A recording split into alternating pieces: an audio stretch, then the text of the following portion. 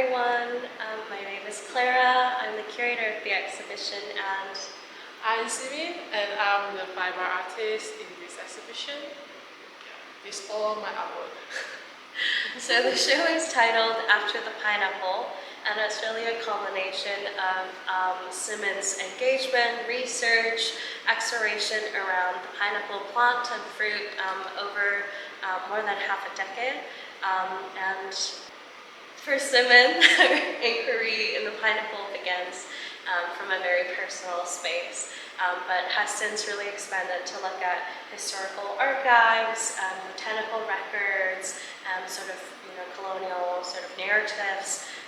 But before we really get into the rest of it, Simon, I wonder if you would like to start by telling us a bit more about how you first came to work with pineapple as a subject matter. And the first time I worked in this project is because my mom and my grandma used to be the pineapple farmer before, and then I was looking at the fiber which connected or related with my identity. So that's the reason why I looked deep into pineapple fiber. I started this research because I also found out that the document is talking about there was an industry when the Japan occupied Taiwan, and then they asked the local farmer to harvest the leaf, then the fruit, and then the leaf after they harvest, they hand scrape it and export to Japan, because the Japan emperor, they like to wear this pineapple fiber robe, so they have high demand for that, and also for their novels. So after I read this research, I'm thinking maybe taking back in Malaysia we have a similar situation, so I'm going into to look more about this research. So luckily in 2023 I have the opportunity to having a residency in London. So I went to the Kew Garden because Kew Garden they sent some colonizers to Singapore. So the Singapore Botanic Garden used to be like the merchandise of the Kew Garden. So before they want to widely plant the fruit or the cash crop, they will start to do the experiment planting in the Singapore Botanic Garden first. And then when it's successful, it will widely planted in the land of Singapore until the land become infertile, and they will move it to the Malaya. Yeah. So I read a lot of this report from the strike settlement documents, because they will record a lot of the archival prints of the image and also the letter, because they will have some letters to fourth unpack once a month from between the Kew and also the Singapore Botanic Garden. And then according to these documents, they describe a lot of the situation when they having this plantation and experiment of planting, especially in this exhibition we more focus in the pineapple fruit. So according to this material, I use them as my inspiration of my artworks. So Simon, you talked a bit about that research, that initial discovery of the pineapple leaf fiber. How did you first start working with the material in your practice? So when I finding out that the leaf can become the fiber, I will collect it from the local farmers first, and then after that I use the metal spoon, because in the documentary they will use the broken porcelain plate to scrape it, but I use the metal spoon. Actually they have a similar result. So I use the metal spoon to scrape the epidermis, the surface layer of the leaf, because you need to clean all the glucose and then the sugar, everything, and the skin of the leaf until it become fiber. And then it will soak into the water for days. until it all clean up and only the fiber left there. After that, you can like dyeing it with like natural pigment, or you can clean it out and then hand spun with another yarn together.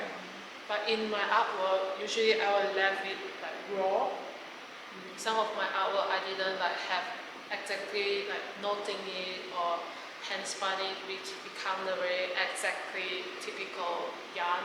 I just use the fiber and then insert into my artwork.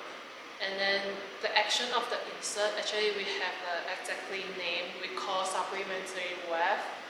And in Southeast Asia, we have different name of this technique. So in Malaysia, they call songket, and in like Thai, we call jok. So I also learned this weaving technique in Southeast Asia. So I use them, mostly I will use them into my artwork because according to my background and related to the place I live and also the story based on. So you can see most of my artwork, the colorful artwork, actually is all natural dye with the local materials, plants. And also you can see from my artwork, the motif, they're all like missing part. There is some missing part is unwoven. Actually for me, my concept is this absent actually as a present. Because I think the absent, they sound it louder than the present things. So you can see more from my artwork and to imagine what part is missing and what is meaningful. Yeah, for example, I think across your works, you often see maybe the perspective of the laborer, the person who's working on the plantations, who's actually been left kind of in that absent space, and it kind of represents that anonymity, that kind of erasure in history, going back to these ideas of who gets to form this history, who gets to tell these stories, but also in some of the works, like the pineapple cannery works, it's the pineapple itself, the titular fruit, that's actually left out of the image. So where you might expect to see the pineapple, it's kind of, it's spiky form, it's yellow, sort of colorful visuals, it's actually an absence left with the sort of the loose threads, where you then have to kind of fill in the blanks, and it really like evokes this like haunting presence of the pineapple that the show is really built around.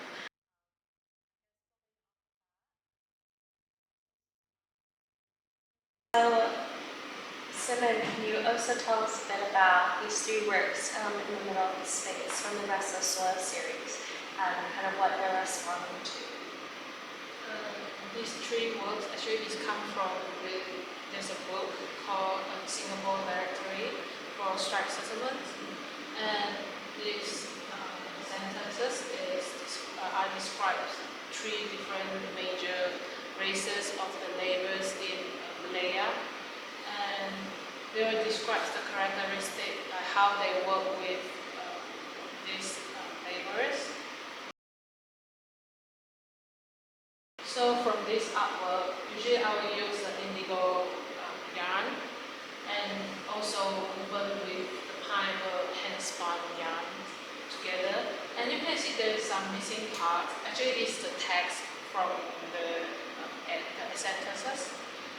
And from here, you also can see some big head pin. It's a pin.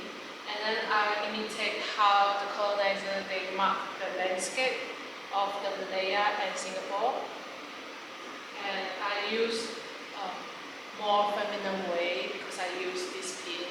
This pin usually is used for like making clothes when the women need to fix the different fabric together. But I use it as the mark on the mat. So I just imitate that in more feminine way to mark the landscape of this map.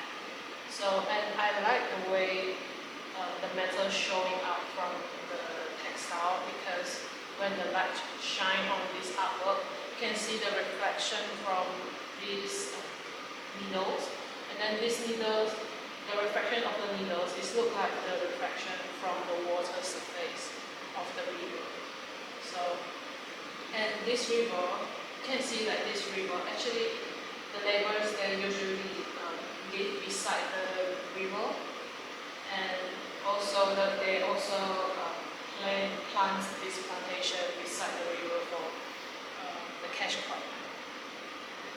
So really trying to confront some of these tensions that we've come across in historical documents to bring them back to the surface, but also to really try to subvert these expectations, these generalizations that are made upon laborers and people who are working and living on these lands through your own kind of visual language.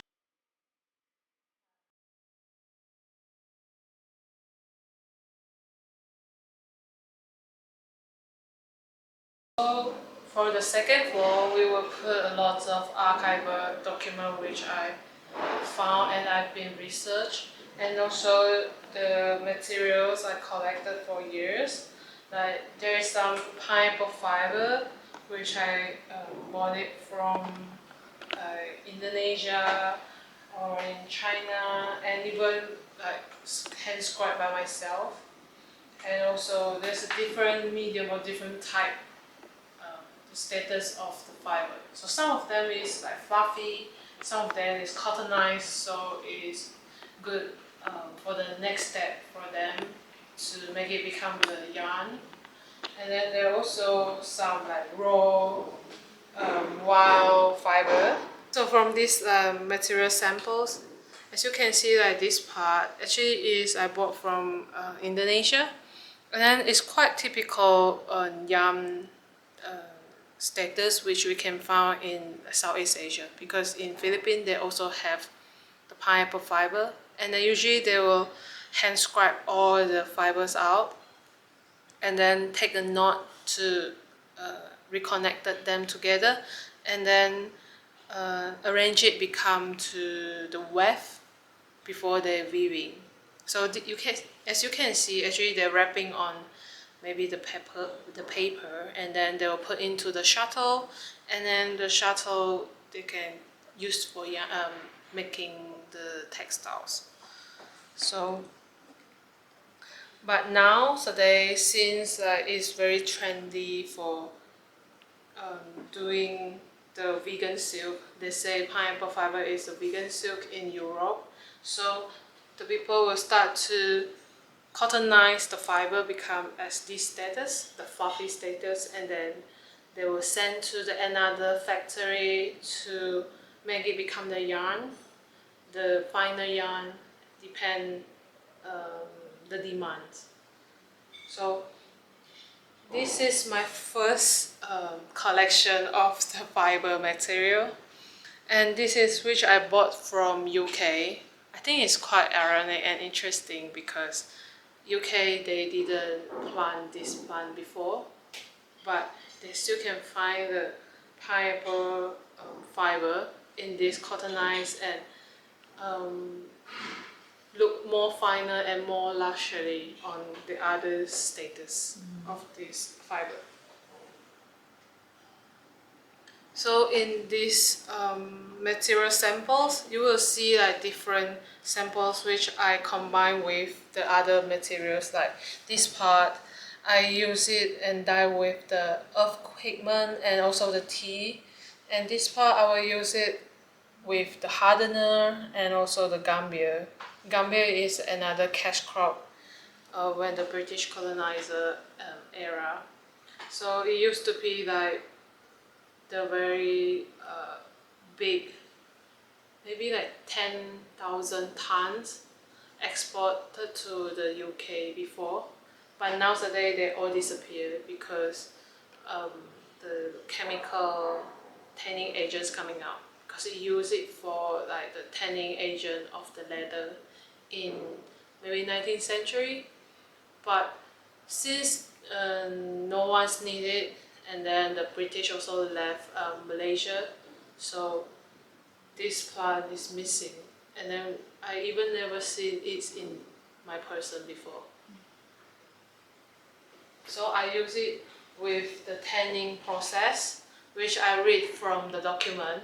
So I use the pineapple fiber and then the gambia solution to make it become the paper-like or lace-like sculptures.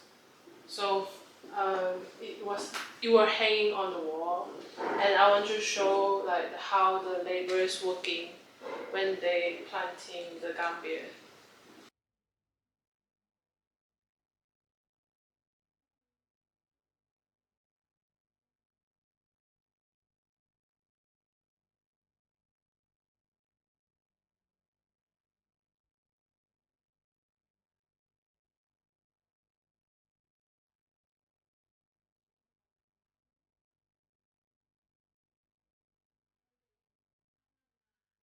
So looking at the exhibition, so then can you tell us a bit more about what this show means for you?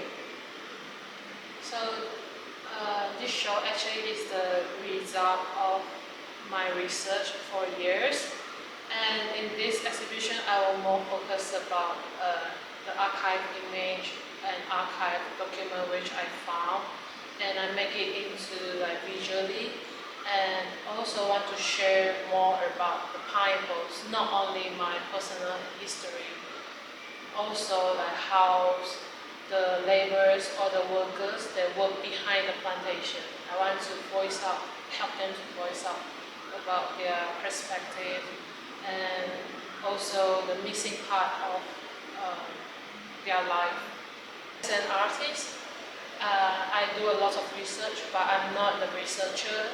So for my artwork, it's more like my personal thinking, and then I use my perspective to see and trying to figure out what actually happened from the documents which I found, and I'm trying to use this material, like the fiber, to talk more about its background and history. Simon and I have been working together since 2023. We were first introduced through the Institutum, who also supported Simon on residency at Xworks. And we were brought to work together on an exhibition which took place in Singapore called A Seed, A Shift, and a Lost Pineapple. And we've really been sort of in conversation, I think growing alongside each other, learning from each other ever since. This is our second project together, and hopefully there'll be many more. But yeah, it's a joy to be able to learn and like work together